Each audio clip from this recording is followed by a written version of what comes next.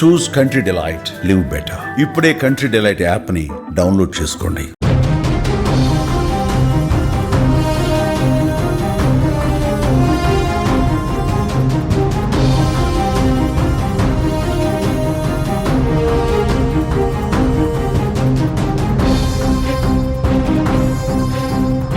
Pakistan army అధికారులకు యుద్ధ భూమిలో కొట్లాడడం చేతకాదు కానీ ఒళ్ళు బలిపెక్కి రచ్చగొట్టే వ్యాఖ్యలు చేయడానికి మాత్రం ముందుంటారు.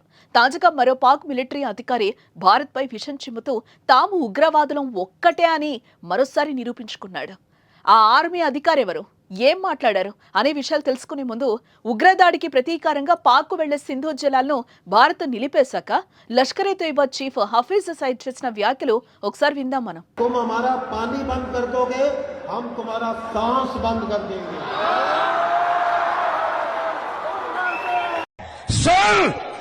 अगर तू पानी बंद करेगा इंशाअल्लाह हम तेरी सांस बंद करेंगे, इन दरियाओं में फिर खून बहेगा. భారత్ తీసుకున్న సింధు జలాల ఒప్పందం రద్దుపై భారత్ను హెచ్చరిస్తూ హఫీజ్ సయీద్ చేసిన వ్యాఖ్యలివి.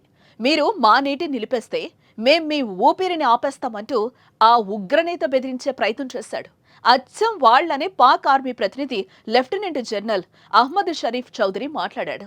ఉగ్రవాది హఫీజ్ సయీద్ గతంలో ఉపయోగించిన పదజాలాన్నే ఆయన మరోసారి పునరుద్ఘాటిస్తూ సింధు జలాలను ఆపేస్తే మీ ఊపిరి తీసేస్తామంటూ రెచ్చిపోయాడు.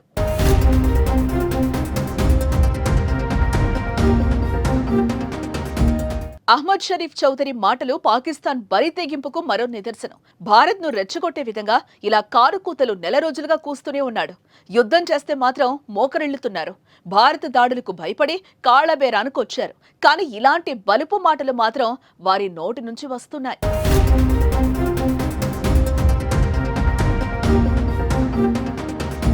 పాక్ పెంచి పోషించిన ఉగ్రవాదులు మన దేశ అమాయకులను చంపేస్తారు.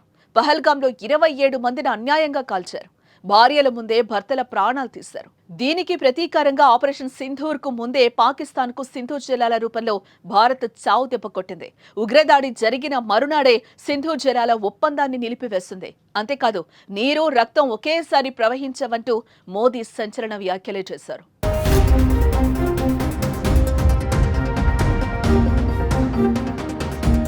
సింధు జలాలు పాకిస్తాన్ కు వెళ్లకపోతే ఆ దేశ పరిస్థితి ఏంటో వాళ్ళకు తెలుసు. తాగు సాగునీరు అందక అల్లాడిపోతారు. సింధు నది వ్యవస్థ నీరు పాకిస్తాన్కు జీవనాడిగా ఉంది. ఈ నీటిపైనే పాకిస్తాన్లోని 80% వ్యవసాయ భూములు ఆధారపడి ఉన్నాయి. ముఖ్యంగా పాకిస్తాన్లోని పంజాబ్, సింధ్ ప్రాంతాలకు పూర్తిగా ఈ నదే జీవనాధారం. పాకిస్తాన్ పంజాబ్ ప్రాంతం ఆ దేశంలో 85% ఆహార ఉత్పత్తిని అందిస్తుంది. వ్యవసాయ రంగం ఆ దేశ ఆర్థిక వ్యవస్థలో 25% వాటా కలుగుతుంది. గ్రామీణ ప్రాంతాల్లో 70% ప్రజల జీవనోపాధి వ్యవసాయంపైనే ఆధారపడి ఉంది. ఇప్పటికే భూగర్భ జలాల క్షీణతతో సతమతమవుతున్న పాకిస్తాన్ ఈ నీటి సరఫరా ఆగిపోతే తీవ్రమైన నీటి కరువు, పంటల దిగుబడి తగ్గడం, ఆహార కొరత ఖాయం. అందుకే పదే పదే భారత్పై ఇలా అక్కసు వెళ్లగక్కుతున్నారు. వారు ఎంత భయపట్టినా భారత్ భయపడే స్థితిలో లేదని తెలుసుకోలేకపోతున్నారు.